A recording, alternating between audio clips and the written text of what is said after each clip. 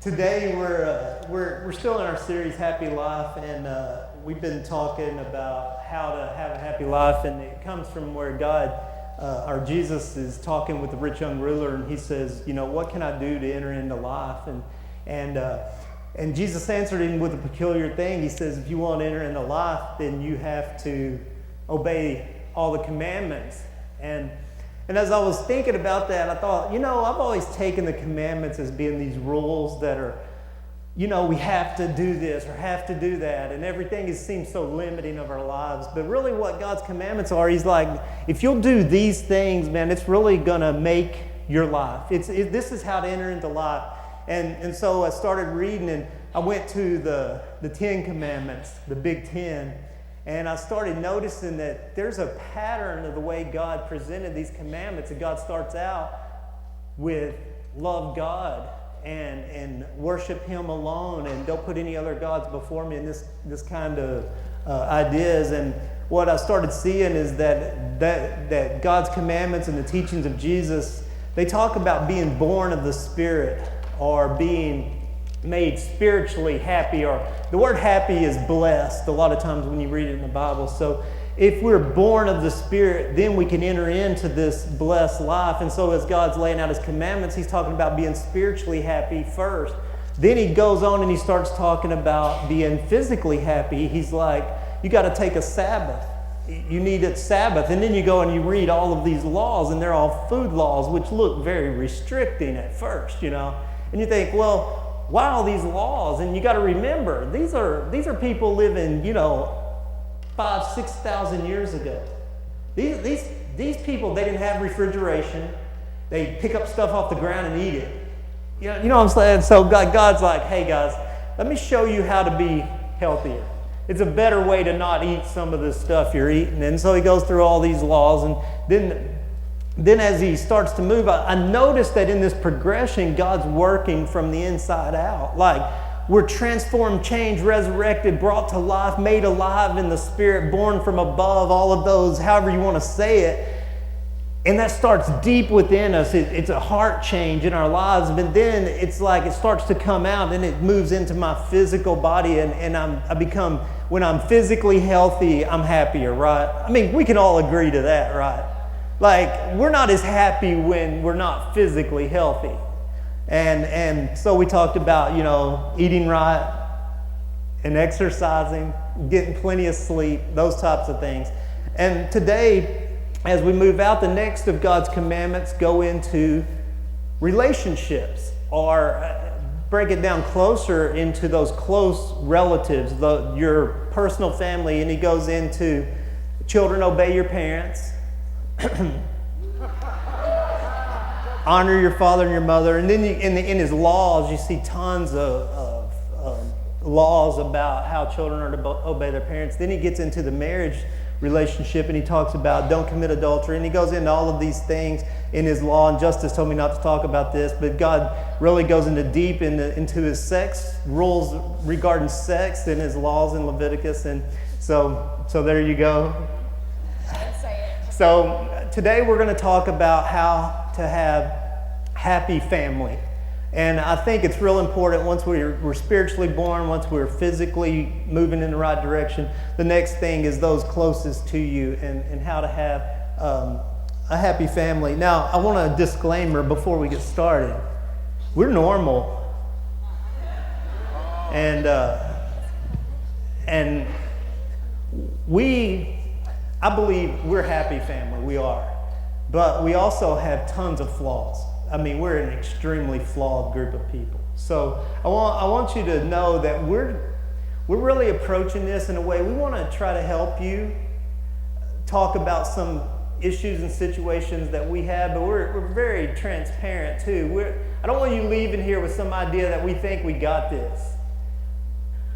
I've never been a parent of a 16-year-old. Justice is only 15. We're learning. We're learning as we go. We're becoming. But there are things that we've done that have worked, and there are things that we have done that haven't worked. And today we want to talk about that. We have, I believe, a very happy marriage.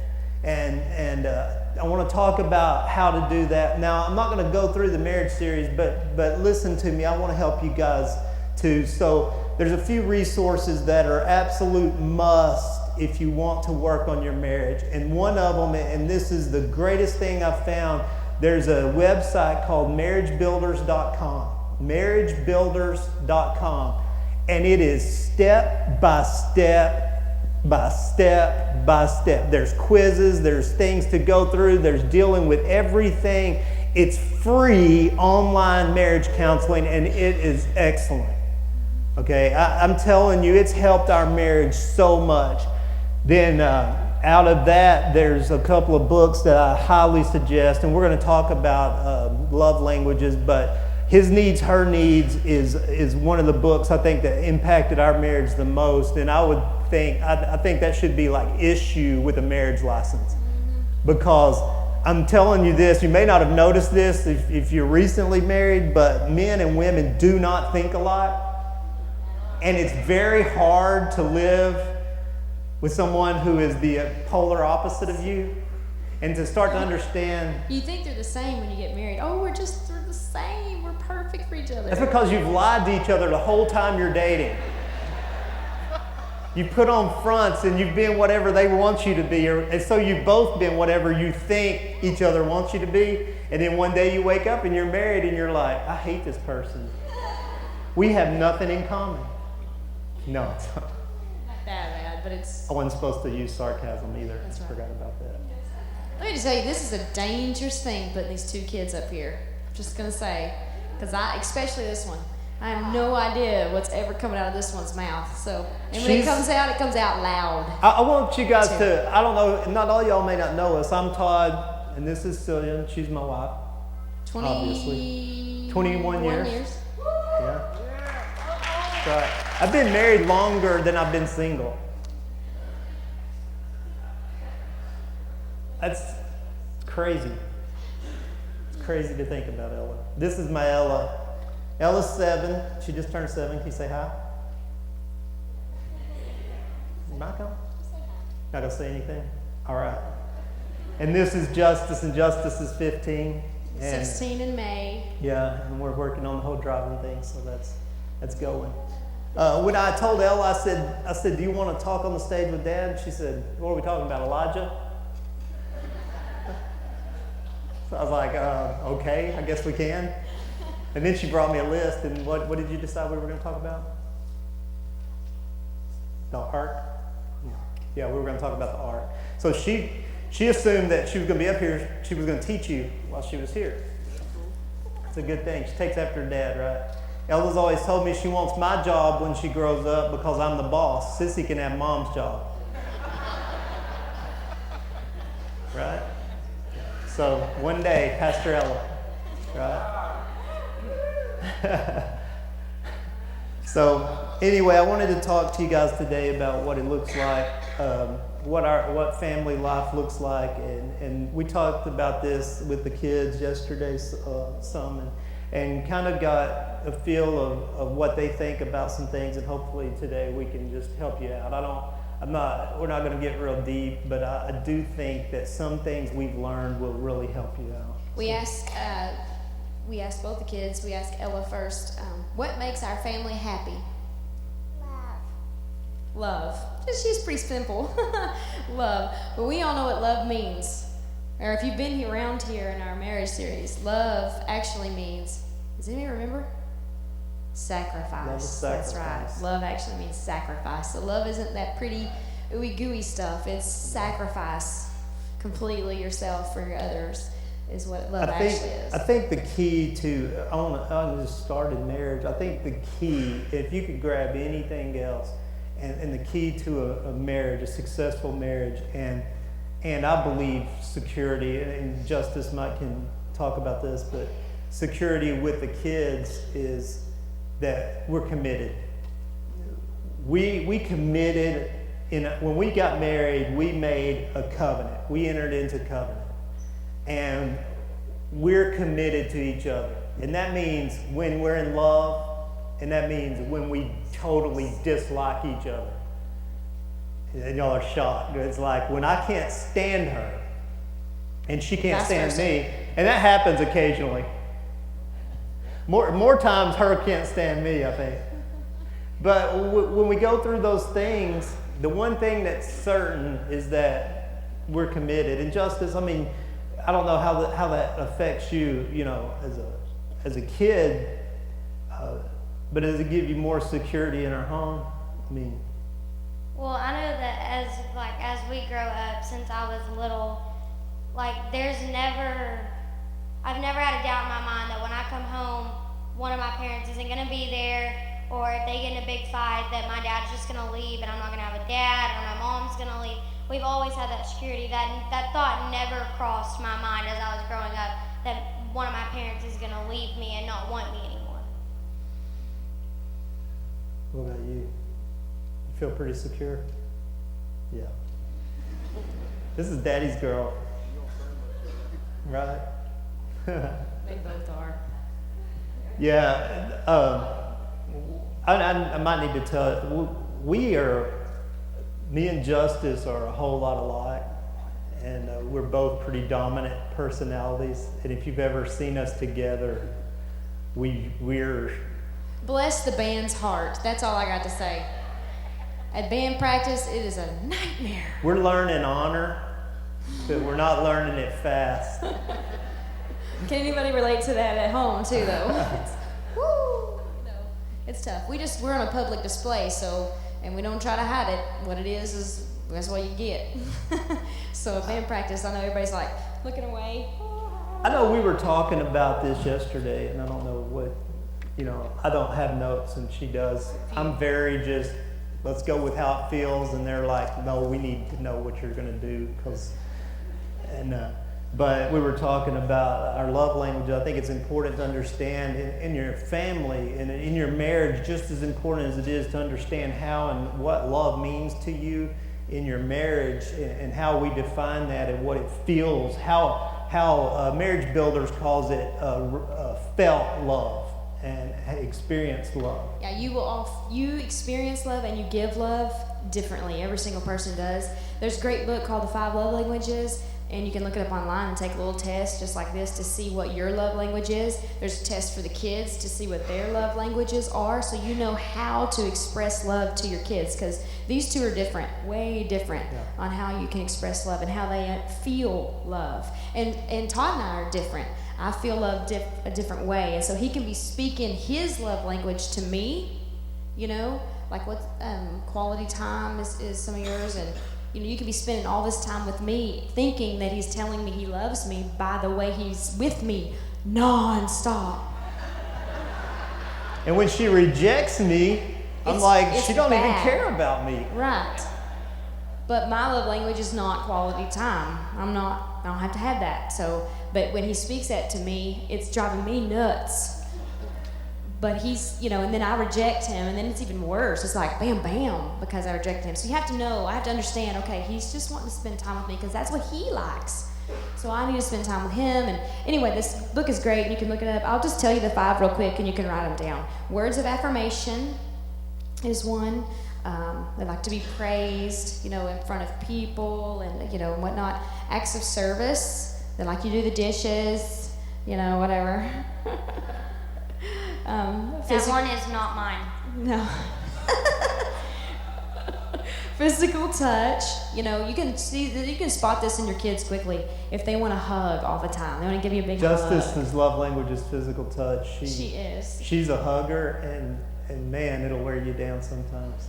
Well, and what's wild is because the way I was brought up, we all have this, the way we were brought up, we didn't do hugs at our house. Anybody else like that? We didn't do that. You know, it just wasn't a part of it. And we didn't say I love you every 5 minutes or any of that. We just didn't do that. So I wasn't brought up doing that, so I don't naturally do that. So I don't naturally give her hugs, which says to her she doesn't love me. See where I'm getting at? And so it builds a wall, you know, between us because, and I don't know, I'm not doing it on purpose, but she feels that way. So it's hard, but I'm getting better at touchy-feely stuff. Yeah, she actually came and gave me a hug one day. I didn't have to go get one. See? So I'm getting better, but I didn't realize all this until I learned about the love languages. I didn't realize, I've got to show that. Justice said yesterday her love language is let me do whatever I want to do. Okay. So physical touch, quality time, I mentioned that one too, quality time, and gift giving, which Ella wants to sounds say weird. something. Oh, go ahead. Just because you're different doesn't mean you can't love anybody. That's right. That's right. Yeah, because we are all different, right? Right, yes. Yeah. I like gifts. I will give gifts. And so I like to be brought gifts. No, I'm just kidding. But that's the way I show that I like somebody, or, that's just naturally for me. I'll just give you something, a pencil or something. I think Ella, she's growing up, she's developing, but she's extreme. She's like the artist of the family, and she communicates. Like when we have. Oh, I have one. Seth, push that next button. Here's a picture that she drew us. I'm gonna show you a picture. You see that on there? There you go. See, this is how she communicates. She won't say it, but she draws it, and she says, "Turn that frown upside down." That's what she left Justice when Justice was having an issue one day, was mad and all this mess. She went and drew a picture, and it was stuck on her door. She leaves the signs everywhere. She got one on her door that says "No stealing." No stealing. I guess that's an issue in our house. I don't know. Here's one more she drew. This is one night when she was upset with Dad. It says, "Ella's story. I guess I am not your favorite boo from Ella to Daddy." There was an issue in the living room. I can't remember what it was now. But she got mad. She left, and we knew what she was doing. When she leaves, she's in her room. She shuts down and Drawing. But her love language is more, I think, words of affirmation. She's always leaving us notes and telling us exactly how she feels, and that's, she's way different. Justice is explosive. She's like everything's on the surface. She airs it all. Yeah, I know it's hard to believe. She airs everything, so whatever's out there is out there. And she'll snap. And I don't know if you got teenage girls in your house, but occasionally they just lose their minds and there's no reasoning or any. I mean, it's just out there. And She just wants to do everything that she wants to do. yeah, I know. And Ella likes to chime in the middle of all of it. Which does not help at all. So they're way different, but also. And what's in a name? Guys, when you name your kids, think about what you name your kids. Oh my goodness. Think about what Too her late name for a lot of is. y'all, sorry. Justice. And boy, she's got to have it. It's got to be fair. I hear that's not fair more than any other statement out of her. She seeks justice in everything. And this one over here, Ella, it just means beautiful. Aww, yeah. And that's what she just sits there, look pretty, I told her yesterday she's beautiful, and she said, "I know." I said, "How do you know?" She said, "You always tell me that. That's what my name is." It's just fact. Some other things that we talked about were, of course, we talked about commitment. To make a happy life, happy family, relationally, commitment. We are not going anywhere. Come hell or high water, we're not going anywhere. And we know that. We're committed to that. And our kids know, like you just said, they feel comfortable. They know we're not going to leave them. Security, so it's a big deal. Another one is openness. Being open with each other. Openness and communication. That's another thing that's huge in family. I want to ask Justice something. Okay. I would say this past year, everybody knows, this past year's been stinky, for our family. It's been a lot of mourning. We've been in just a bad spot the whole year. And our whole family have been in this spot. So I wanted to ask her kind of what have you learned through us, maybe this full year in mourning. What have you learned? Well, I guess it kind of goes back to security. Whenever Chris died, it was on a Saturday morning, like 6 o'clock or something. Anyway, it was a weekend. It was close to Sunday. Well, I didn't even ask if we were having church Sunday because I just figured, we just lost a really big part of our church. We're not going to have church. Like, instantly I was just like, we're not, I don't know how long it's going to be, but we're not going to have church Sunday. Well, when we got up Sunday morning, it was, okay, get dressed, we're going to church.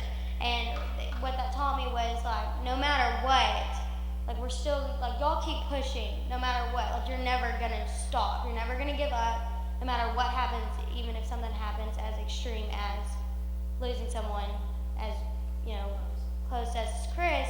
Y'all don't ever give up. And that's one thing that, you know, you see that in me, as you said, like, I don't ever give up. I know. She hates when I call her bulldog. Sometimes she just gets hold of something. I'm like, let it go. She don't give up either, though. I think she stayed on the diving board one time on the side of the swimming pool. I remember this when she was. You wanted to do a front flip into the pool, and everybody else could do it, and you wanted to do it. And I think she must have stayed there literally half the day. She didn't do anything else but work on this flip, and she finally got it. But that's the way she is. Something else. What have you learned from just in general? What have you learned from us in general? One thing I've really learned from my mom is, I mean, Brandon says it all the time, but 2 ears, 1 mouth. I am very quick to just express how I'm feeling and tell you how I think it should be and how you should be, and Mom is not like that. She'll just sit back, she'll just take it, and she won't express how she's feeling. She'll just act like nothing's going on. And I've learned, I'm trying to, you know, do that, but that's something I've always learned from you. I'm big with that. Just be quiet. And I don't like to be quiet. And Ella can't get a word in. Go ahead.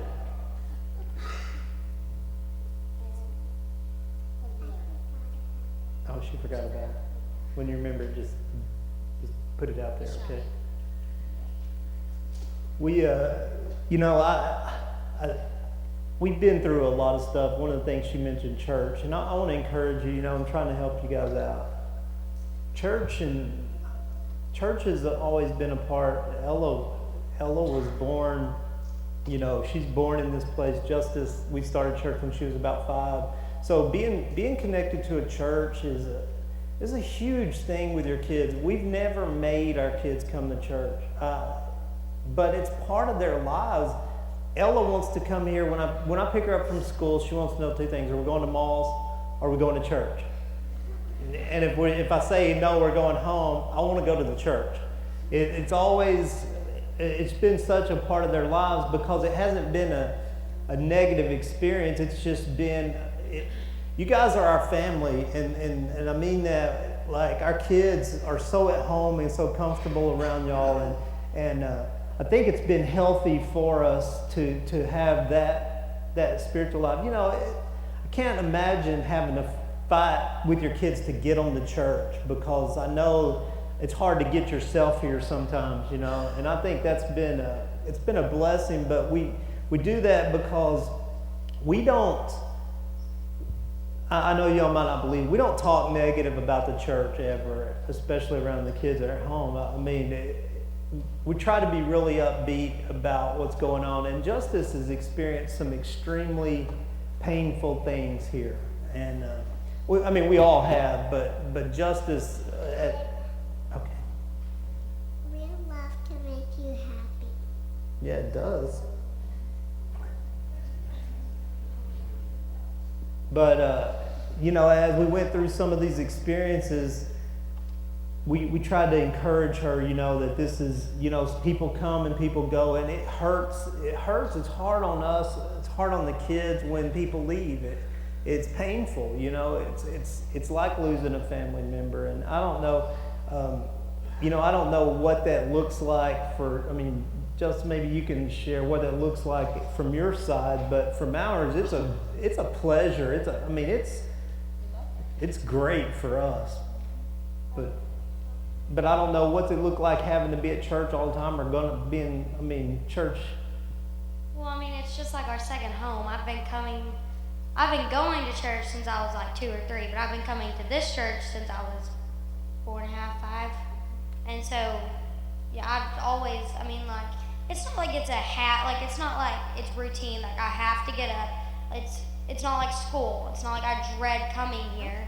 It's just, I mean, but if like, I've probably missed 4 Sundays out of my entire life of church. And the Sundays that I do miss, it's hard, like, it doesn't feel right. Something's missing out of my weekend. Like, Saturday's my day, I do nothing. And Sunday, I get up and go to church. Like, that's just how That's it's the always truth. been.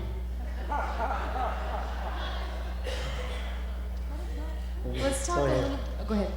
I've been going to church since I was a baby, and I really liked it. What do you like best about going to church? My class. Is it fun? Yeah, it's great. We really try to make it fun for the kids here, so they'll drag you to church. That's the little secret thing we have going on. Something else we want to talk about just is with Justice a little bit, because we are raising a teenager. We don't have a clue what we're doing. There are some things that we do. I don't know. I'm just going to throw some things out that we do. I think we have a good kid. I mean, honestly, Yes, I have a they good do. kid. They do.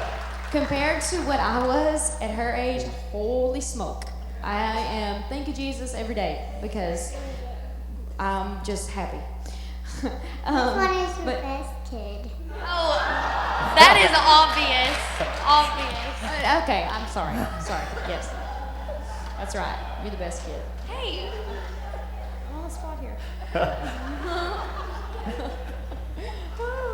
But some things that we have done with her that I think you even mentioned, people think y'all are stupid, or people think y'all are crazy, or parents, because the way we are.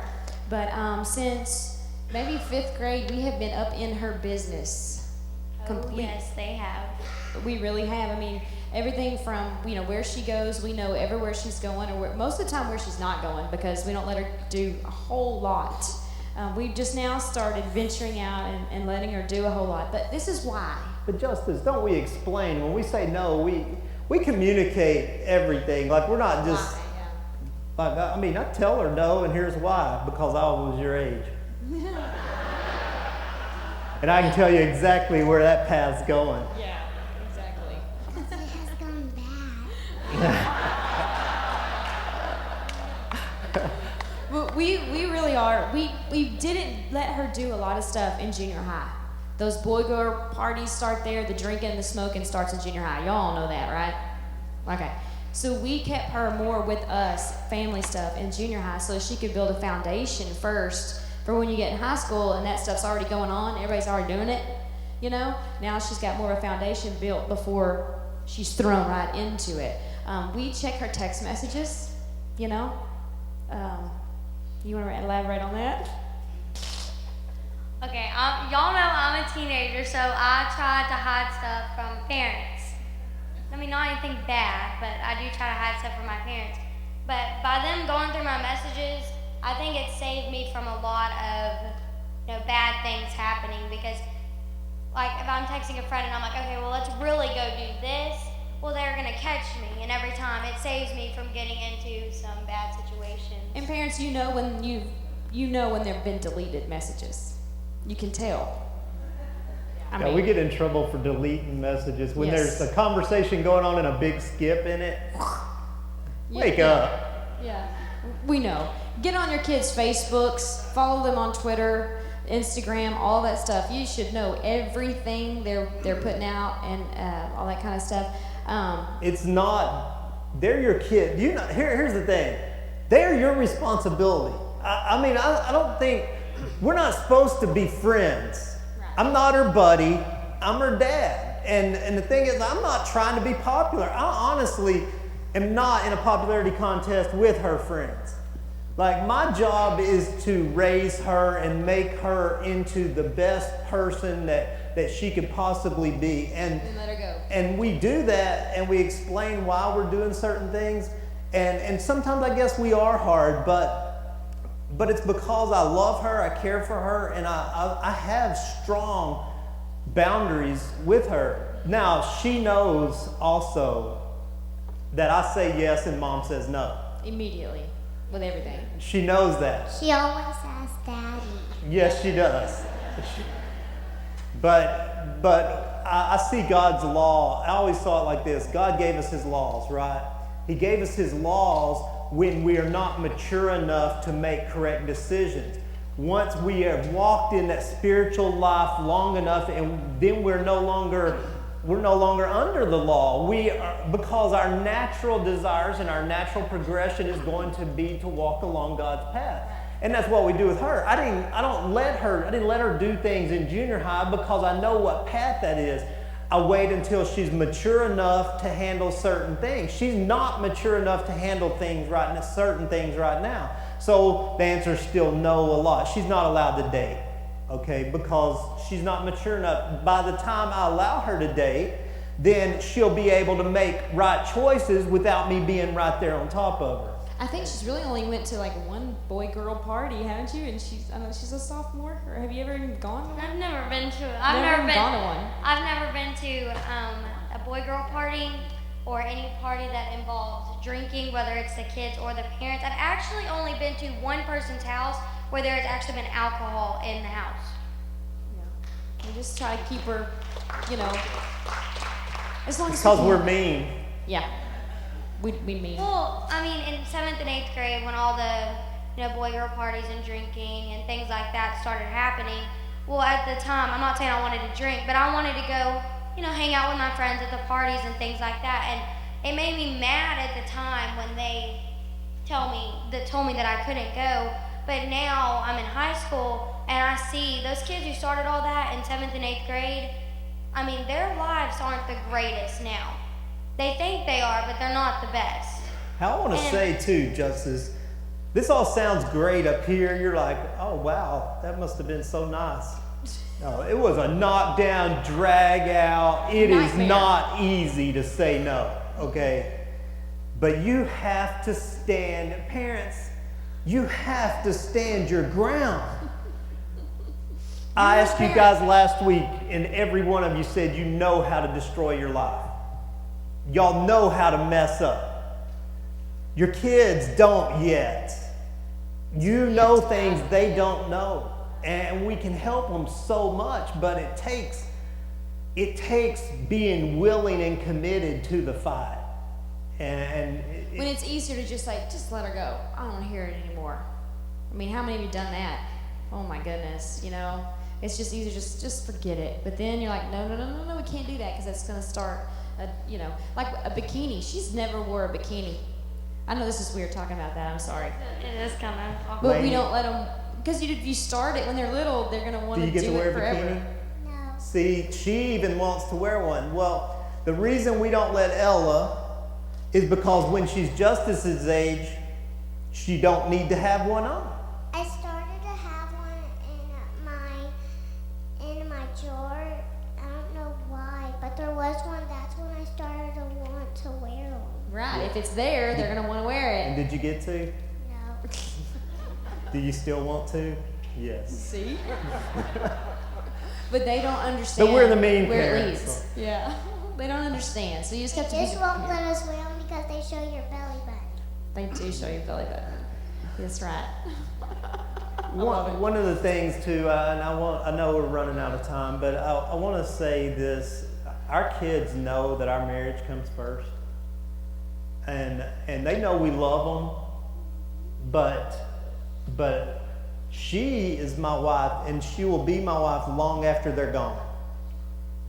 Okay, your marriage, you put your marriage first. Your marriage is before your kids. And if you see a home, or if you're in a home, or if you've been around a home that puts the kids first, that marriage is in trouble. The kids know how to divide you. They know how to play you against each other. And What do we do on Friday night?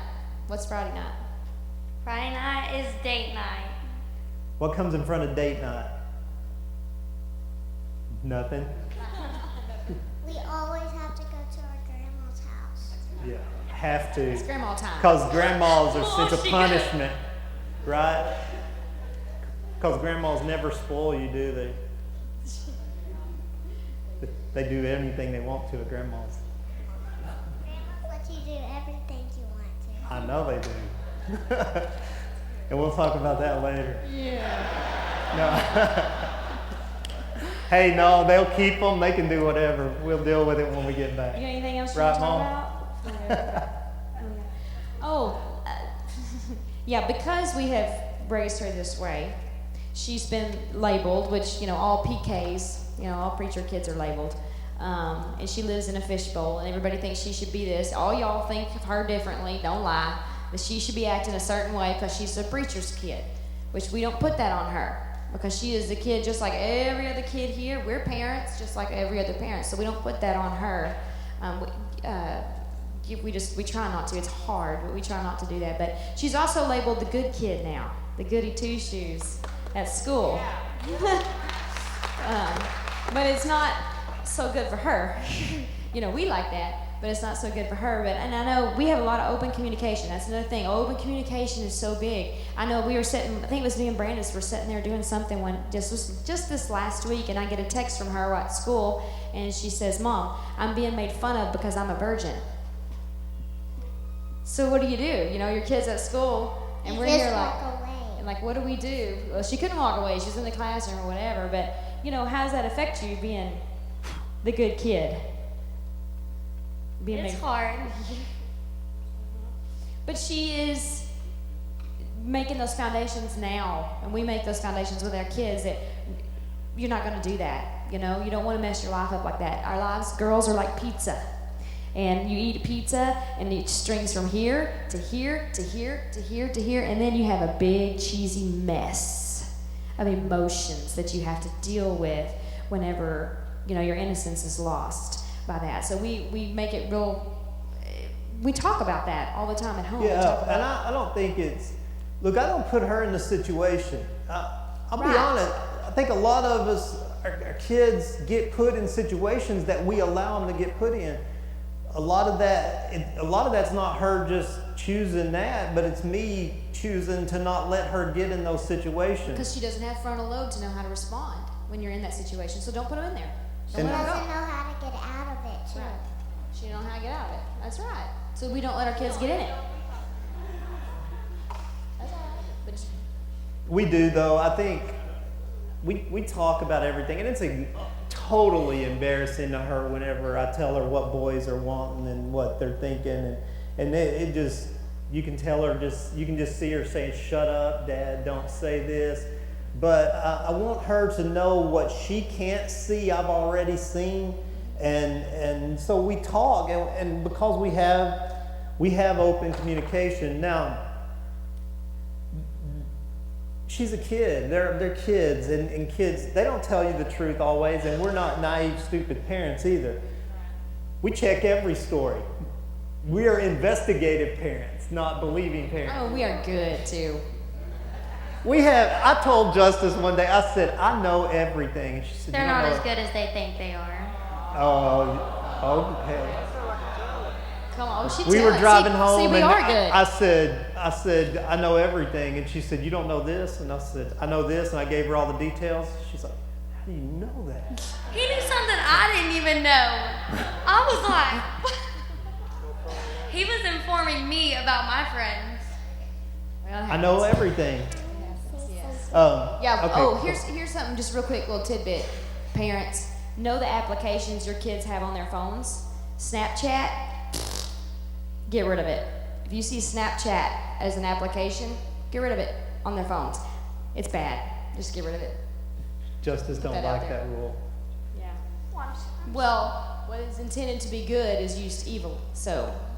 If just you get don't rid of know what Snapchat is, go investigate it. It's a picture they take of themselves, send to their friend, and it vanishes forever in like 5 or 10 seconds. So there's a lot of You can just bad figure. pictures being sent around Those that things. have no paper trail to them. Just know what your kids know. yeah. Know what your kids know. One day on the playground, we were playing, some boys were being too rough, so they actually had to be more careful and be loveful. Yeah. Because they hurt each other, right? There's just a couple other things I just want to hit real quick and we'll quit. But spend time together. I think it's important. I think we underestimate the value of spending time together. I know my love language is quality time, but we spend a lot of time together as a family, sometimes too much. And Yes. But we do spend time together. We play together. We have fun together. We joke around together. We laugh together. We love stupid Some of us movies. laugh more than others. Make time though. We take vacations. Huh? What? Yeah, take vacations, take weekend trips or whatever. At least just go see a movie together or go camping. I don't know, just do something that's inexpensive. Anything you can do, just stay together. Make a family movie night at the house. Pop popcorn, watch a movie together. But family time is I really hate important. games though, and they always want to play games. They're all game players, and I'm not. He doesn't like the water park either.